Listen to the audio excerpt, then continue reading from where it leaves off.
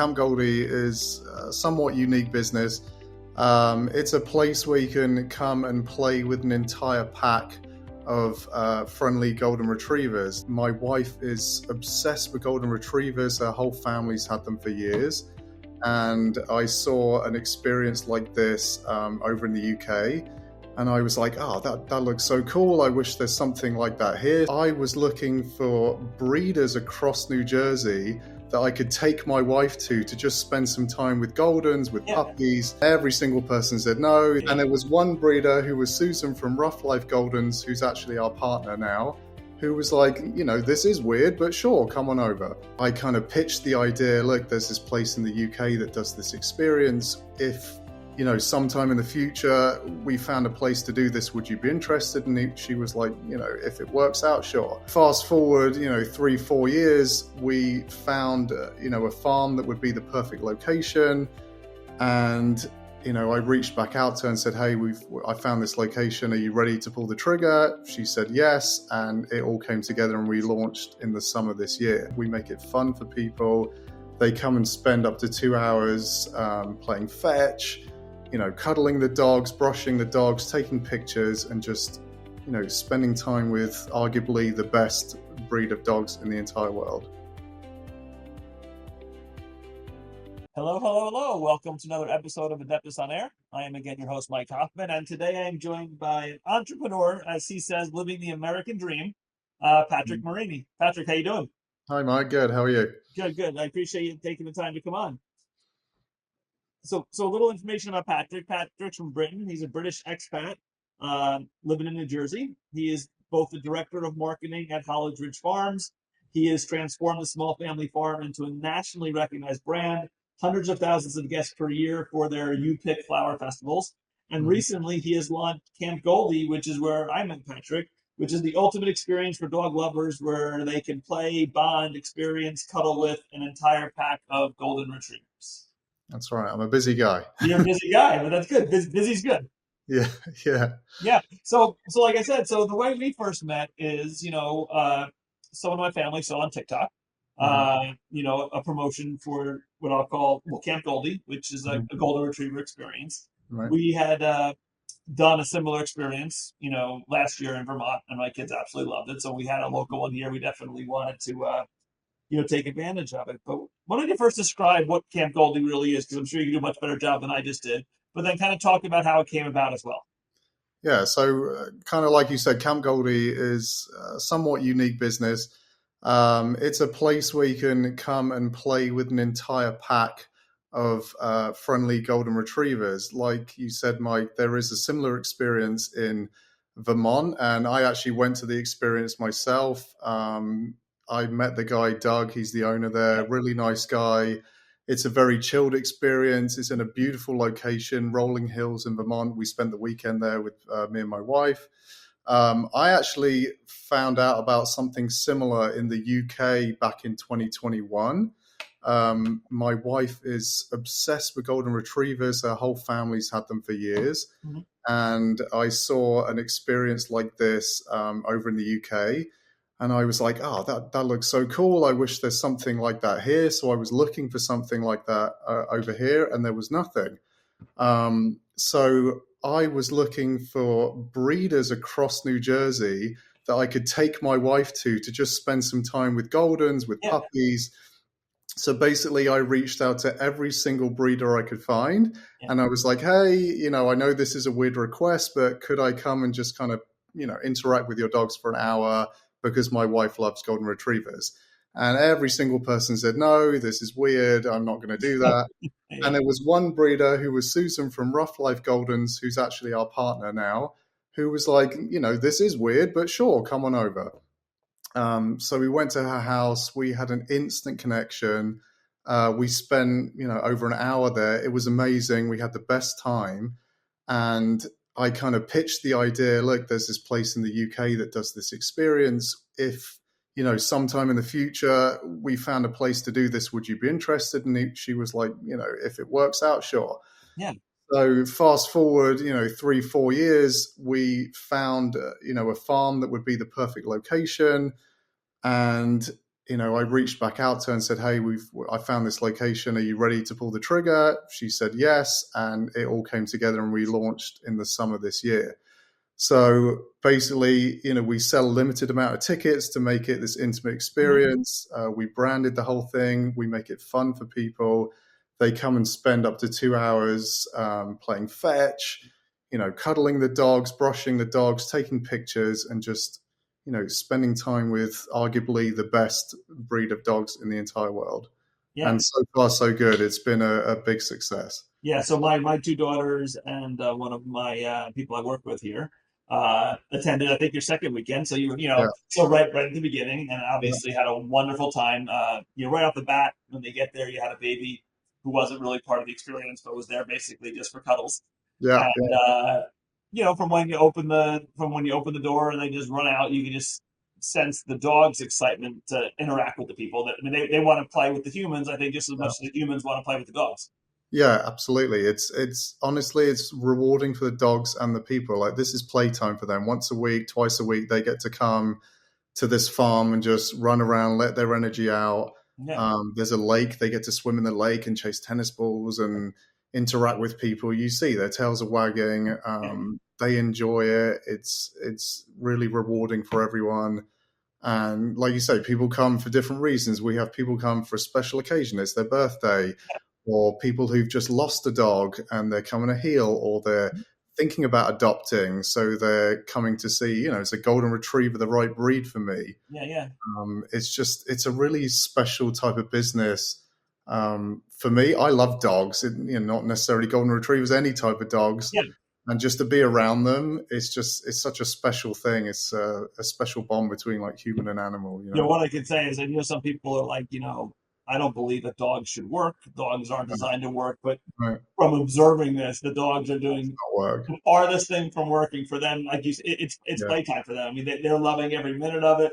At the end of it, they're enjoying, when they're tired, they're enjoying the cuddle times, the towel rubs. Yeah. And you can really tell. I mean, if it was in reverse, I think they'd sign up and pay the money to play with the humans. Right, yeah. And we do have a plan. Like I say at the beginning, we have this schedule. So the goal is they come running out of the barn. We want to play fetch. We want to go to the lake. But really, the dogs decide what they want to do. Yeah. More often than not, they kind of break through the fence. They go under the fence, over the fence, and go swimming in the lake. And we kind of adapt to what the dogs want to do.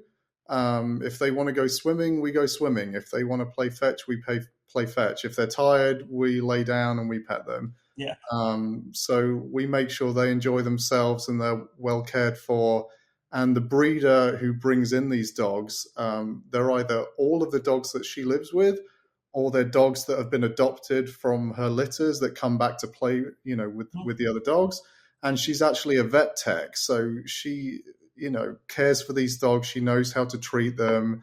They're, completely well cared for. So there's no issues there at all. I remember you were telling me the first experience you had this summer. I guess the dogs got themselves a little bit of trouble. They went through a fence, and next thing you know, why don't you tell us something?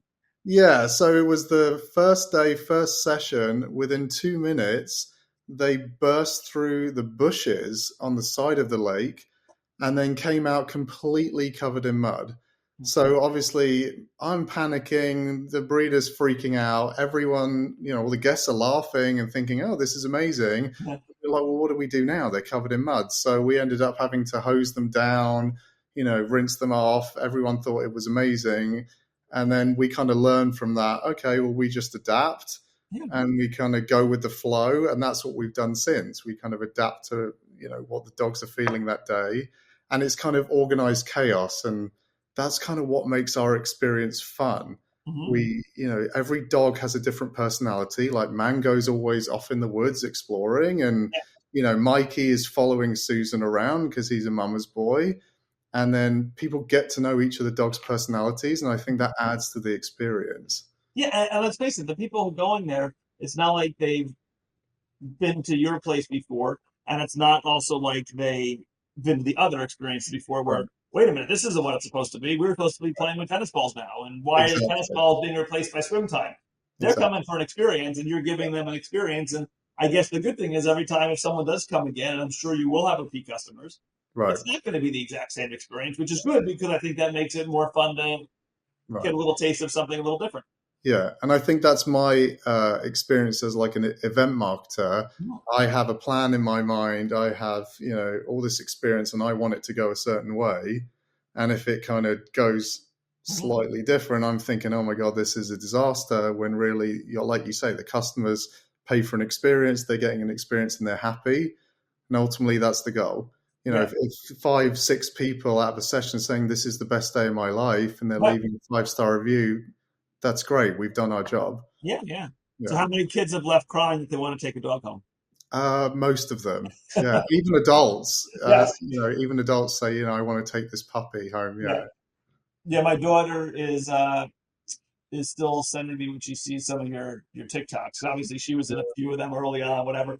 But when she sees where you'll introduce a new dog, she's like, okay, perfect. And I believe the baby that saw, the name was Butter, I believe. Yeah. And whatever, I think you had a video like a week later, Butter met some of the other animals on the farm. Yeah, that's right. Yeah. Butter can get along with anyone. Butter would be perfect for our house. So that's actually a running joke in our house about when's Butter coming home. Yeah. And now we have a new puppy, Waffles. So the breeder just texted me, I think it was 2 weeks ago. She just texted me a picture of another puppy. She said, I just bought another puppy. And I was like, you're kidding. She's like, no, I'm not kidding. And she'll be there next week. So now we have 2 puppies for people to play with. And this breeder, is she buying them for herself with the intent to ever sell, or is she buying them just to build her family? So she is buying them to breed. So eventually these puppies will end up breeding and having their own litters. So that's the goal, just to grow her breeding business. And then once they finish breeding, they are her pets. Yeah. She lives with these dogs. She loves these dogs. I don't know how she does it living with 8, 9, dogs in her house, but I have one dog, and I'm like, oh my God, the amount of time and commitment you have to spend on walking them, feeding them, doing this. I can't imagine. Yeah. People said to me, how can you only have one dog? It's not fair to the dog. They need companionship. I'm like, I don't think I can handle, working. I couldn't handle a second dog. I don't know how people could do 8 or 9. Yeah, I don't know. She makes it work, and she loves them, and they love her. You see, when she walks off in the experience, they follow her. Yeah. It's like the Pied Piper with all the rats, She walks off and they walk off. So she has to stay central in the experience at all times, Yeah. So your background, your experience is in marketing? So originally it was graphic design and product design. And then kind of when I moved from the UK to here, it kind of moved into event marketing, mostly when I joined Holland Ridge Farms. So I kind of still do graphic design, web design, and product development, but it got me into like event marketing. Mm-hmm. And I feel like that's where I thrive now, and turning that farm into this, big interactive experience has become. Yeah, is really I've really shined in that role. And it kind of shows now. I've launched Camp Goldie. I brought all that experience into this process as well. Yeah, I'll be honest with you. I wasn't aware of the Holland Ridge Farm experience, and obviously doing a little research for our conversation today. I went on the website, kind of checked out the flower experience. Definitely something I want to check out because my wife will eat that up. So instead of my kids, now I have something for my wife. But kind of talk about that, the festivals that you hold. Yeah, so we started doing back in 2019 or 2018, I think they first launched. I joined in 2019. They started a Tulip Festival. So their parent company is greenhouses which grow cut tulips for supermarkets. So they supply, ShopRite, Lidl, Whole Foods with cut tulips. And then they had the idea of, well, why don't we start a U-Pick Tulip Festival at a farm where people can come pick their own flowers? And it just blew up. They had something like 30,000 people came in a 2-week period. Yeah. So building on that, they launched a sunflower festival in the fall. So every year since 2018, we've done a tulip festival in the spring and a sunflower festival in the fall. And that's just grown and grown, mostly through social media. I mean, people love flowers. And again, it's an experience. You can take pictures. I would say probably 70% of the people who come now, it's more for, Instagram pictures and content. Yeah. And 30% is picking flowers to take home, to put in your house. So these events have probably doubled the attendance year on year. And then last year, I kind of led the launch of a new event. We started a holiday light show. Oh, nice. To make it different, there's these drive-throughs at PNC. Yeah, I wanted to do something a little different and interactive, so we did like a flower tulip themed holiday light show. So we have the Christmas element, but then we also have fields of tulip lights, big tulip displays. So it's something a little different, and that was really successful too. So then this year we're kind of doubling down and we're adding even more displays. So that's like a third event that we've introduced. So it's kind of like these You Pick festivals. You can come pick flowers. There's food trucks. There's animal experiences.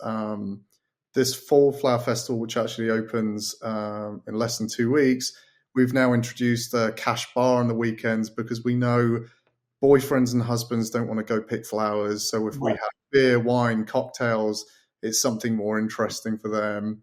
We're trying to appeal to, young kids. We have a play area, a corn pit, something for everyone. That's the goal. So you can really go, and when you think about picking flowers, you're probably thinking, oh my God, that's a 15, 20-minute thing and you're done. But you turn this into a whole experience. So someone who goes and really wants to take advantage, it could be a 2 or 3 hour type experience. Yeah, typically you spend about 3 hours there. I mean, it's a 300-acre farm. So we have 60, 70 acres of flowers. Because it's a Dutch family, there's a lot of Dutch elements there. They just built an authentic Dutch windmill. It's a 100-foot tall windmill that you can go inside. The sails spin around. Yeah. There's hay rides around the property. There's a lot to do. So I do all the marketing for that, social media, and promote those events as well. And I think what gives you a great, I don't want to say advantage, but the mindset that you have, that in the world of social media, you have people that are just coming for the photo ops. And and that's tremendous to leverage to that, because I think what you're giving yourself is you are giving yourself that younger market where, a 15-year-old generally doesn't want to go to pick flowers, but a beautiful background, look at these shots, look at these videos I can make, boom, you have a whole new audience. And that was something we kind of leaned into when I first started. These guys are farmers. They're growing flowers, and that's what they know. When I started, I saw an opportunity of, bringing photo props, floral photo props. And I got big pushback from the owners saying, no one's going to want this. Why are they going to want fake flowers on a wall? Yeah. And I said, trust me, if we invest $1,000 into this, people are going to want to do it. So they gave me a budget. I built dollar store flowers on a piece of plywood. Yeah. We had lines out the door for this photo prop. So now a big part of my marketing budget is to create these floral photo props that people can stand and take pictures in front of. And that's now what sets us apart from other farms in the area, that we have these beautiful backdrops that we create that people can take pictures in front of. So we have, princess carriages and picture frames and flower arches. There's just another element to coming to these events that you can create those, beautiful photos.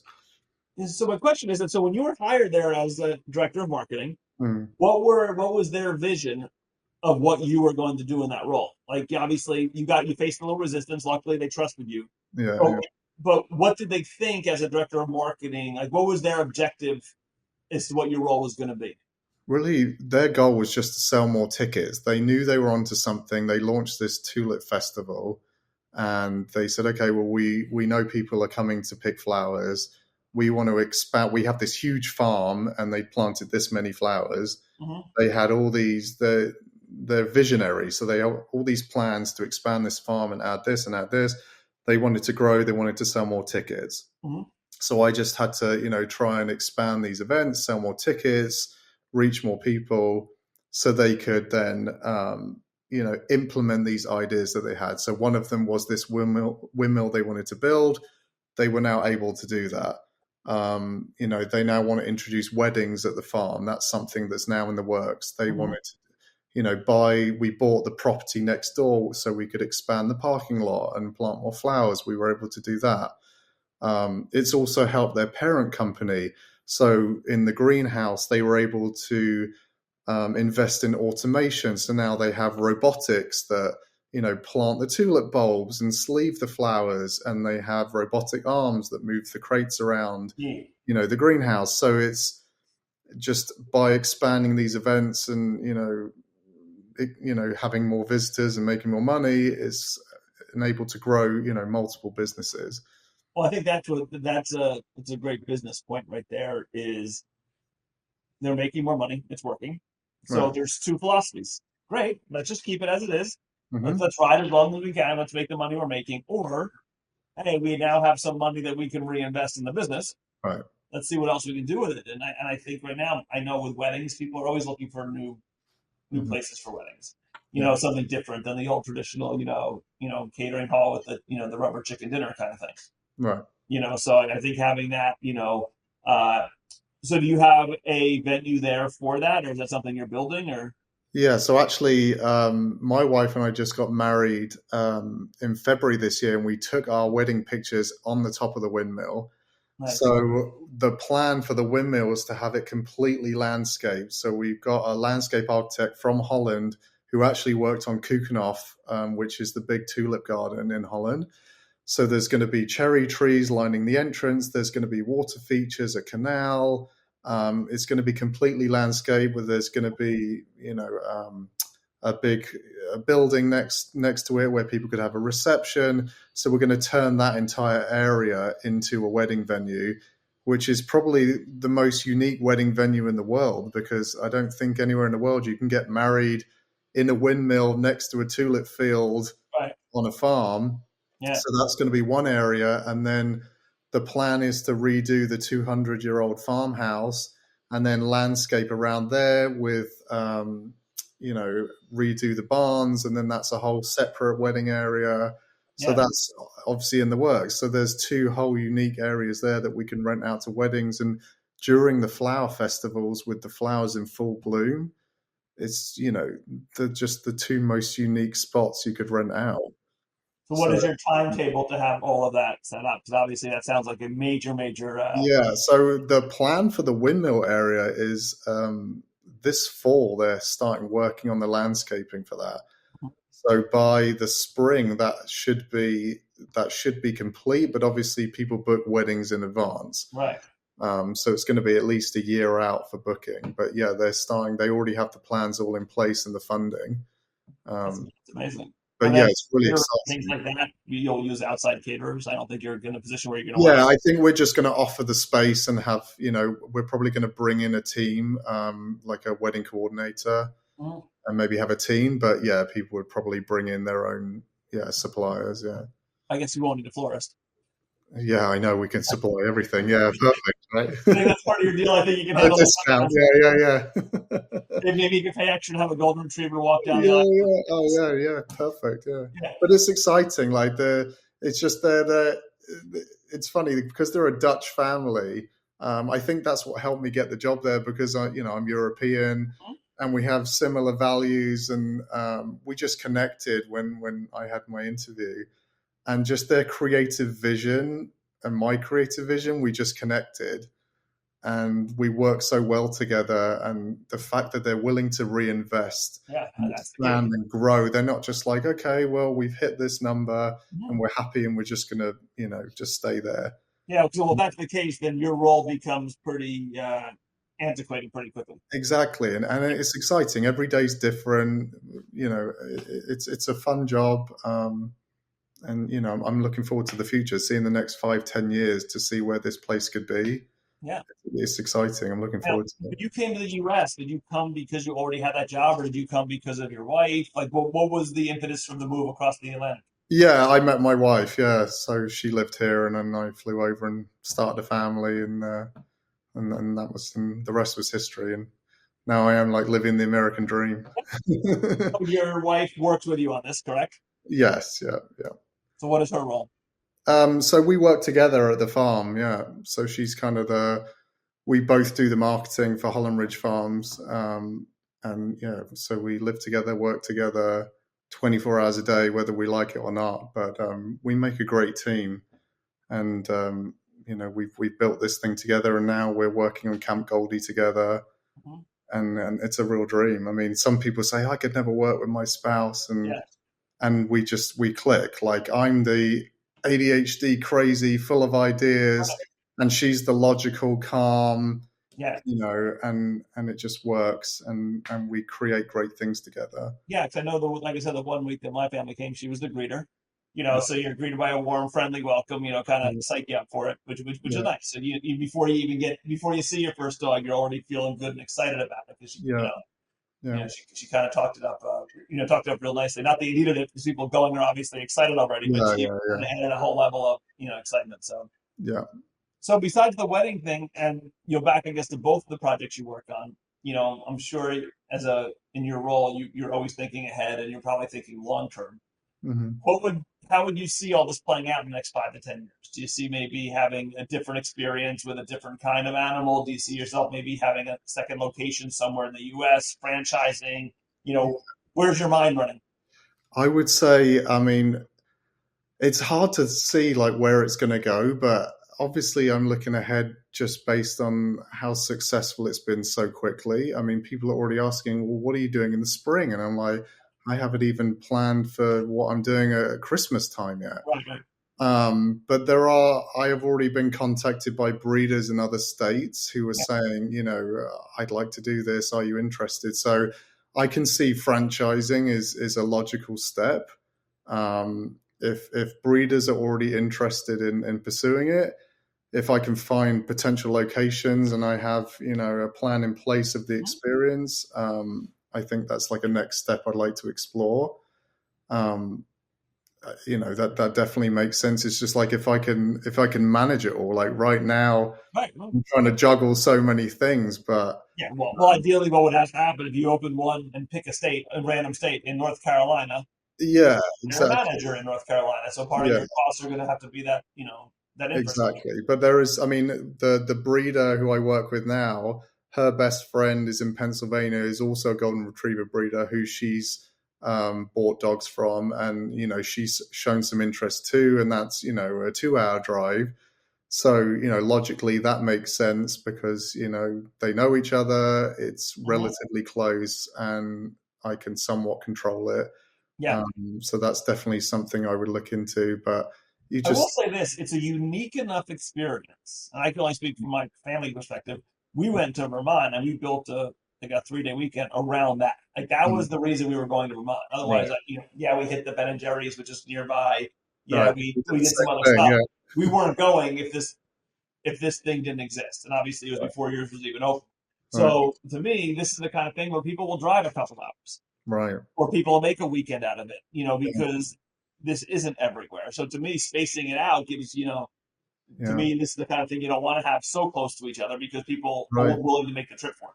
Yeah, and it's interesting because even with Holland Ridge Farms, a couple of years ago, they were looking into kind of franchising Holland Ridge Farms and doing pop-up tulip festivals to the point where they were even looking into properties to either purchase or working with other farm owners. And it was the same thing. We were trying to say, well, it needs to be a certain distance away so that people would drive to this location instead of this location. Right. But it makes sense. I did the same thing in Vermont. I was like, well, it's this far a drive, so we're going to go for 3 days, and we're going to Ben and Jerry's, and we go to Cabot Cheese, and we're going to go to here. Yeah, we did kayaking. Yeah, but that was the key to the trip. We weren't booking the trip until I had tickets for that because everything else, if it didn't work out, we didn't care. Yeah, exactly. Yeah. And it's interesting with my experience. I'm finding, I'm getting a lot more local people. Because it is in the middle of Philadelphia, New York, and New Jersey, people can drive to it. And I've even heard people say, I've heard of the one in Vermont. I've seen it for years, but it's such a long drive. And this one was more accessible. Yeah. So it's like, this is a more local one we can go to. But if it was one in a different state, like you say, it would be more of a weekend trip to go there. Right. So I don't look at Vermont necessarily as your competition. You can Yeah. leverage off of the success of Vermont and, utilize the people that don't want to go to Vermont. Yeah, exactly. So there's so many options of this, and I have so many ideas and plans, and who knows? Potentially, it could turn into a full time thing for me or for my wife, or the potential is definitely there. Where the success is there. It couldn't have gone better. I'm over the moon with the feedback I've got so far. It's been great, and it's just so rewarding. It's not work. I mean, I know it's work. I put a lot into it, time, money, and effort. And I'm exhausted at the end of the day, but I enjoy it so much. that I can't call it work. I just love it. I really do. I mean, listen, there's certain aspects of reward for working, and some of it's obviously the money. Let's face Yeah. it, we all work for money. That's why it's called work and not play. Yeah. But your work incorporates play, and Yeah. your work ends with, besides the crying kids who want a dog, but that's also making you feel good that they had such a great time. Yeah. But you're leaving with, oh my God, this is the best day of my life. And you're leaving with smiles, and you're leaving with people posting what a great day they had on TikTok. Yeah. So you are constantly getting this, this feel good, oh my God, we made someone's day or week, or they wanted to share their birthday with us. So it's not even just like a day, like they wanted to share a special event with us, which is pretty cool. Yeah, it's constant dopamine. I'm getting hit with it constantly. Yeah. It goes straight to your head. Yeah, I know. That's why your wife works for you. It's to keep your ego from just getting. Yeah, I know. Yeah. Yeah. But it's great. Yeah. Yeah, but that's great. And like I said, you did a really good job with it. And I'm like, like what I said to my family, we're only going, I think, on your third one. I said, so don't expect it to be perfect. Yeah. I said, there's going to be bells and whistles, and it was really great, obviously, and so forth. So I can only imagine now that you've done 30, 40, 50 of them. Yeah, we're I can imagine how most of the kinks have worked out. And so I give you guys credit, from the beginning. It was a fun experience. So for people that are listening, why don't you tell us where everything's located? Yeah, so we're in Millstone Township, New Jersey, and to book tickets, you go to campgoldie.com, and we have a calendar, and you can book the dates. We're going to be releasing dates for November and December later in the fall. We're probably going to adjust the experience since it's going to get colder. We're going to move everything into the barn, make it more of an intimate experience, more cuddle time, more Christmas theme, twinkly lights, blankets, cushions on the floor. We may be having Santa stop by for photos. And then we'll probably take a break in the winter and come back in the spring with even more ideas and exciting plans. And at Holland Ridge Farms, and we'll give that a little plug here too. So Holland Ridge Farms, we open on September 12th. Tickets are on sale now at hollandridgefarms.com, and we'll be open 7 days a week through October 13th. And you can pick sunflowers, gladiolas, dahlias, wildflowers. There's food trucks, animals, hay rides. There's a lot going on. You'll see me on social media plugging everything, wandering around the farm. And where's Holland Ridge Farm? That's in Cream Ridge, New Jersey. So it's not too far from Millstone. 10 minutes from Six Flags. So it's pretty local. Yeah. So it's a great area. Well, I'm going to be reaching out to you at some point because I definitely going to bring my wife over to Holland Ridge at some point in the next month. Yeah, definitely stop by. Yeah. So definitely have to meet up with you at some point. But again, why don't you? I know you mentioned your websites, but why don't you talk about all your social media locations and names? Yeah. So for Camp Goldie, we're on Instagram and TikTok. It's Camp Goldie NJ. And Holland Ridge Farms, Instagram, TikTok, Facebook, and it is Holland Ridge Farms. Awesome. Listen, I appreciate you coming on. Like I said, as soon as I went there, I always look for neat businesses to talk to. And as soon as I spent 5 minutes there, I'm like, all right, I want to see if Patrick wants to come on because, A, it's promotion for you, but also I just think it's a neat thing for people to hear about. And I know you're busy, so I really appreciate you taking the time to join us today. Yeah, thanks so much, Mike. It was great to talk to you. Thanks for listening, everybody. Thanks for listening to Adeptus On-Air. If you like this episode, please subscribe and leave a review. The views and opinions by the podcast speakers and guests are solely their own and do not reflect the opinions of Adeptus. This podcast provides general information only and is not intended to constitute advice.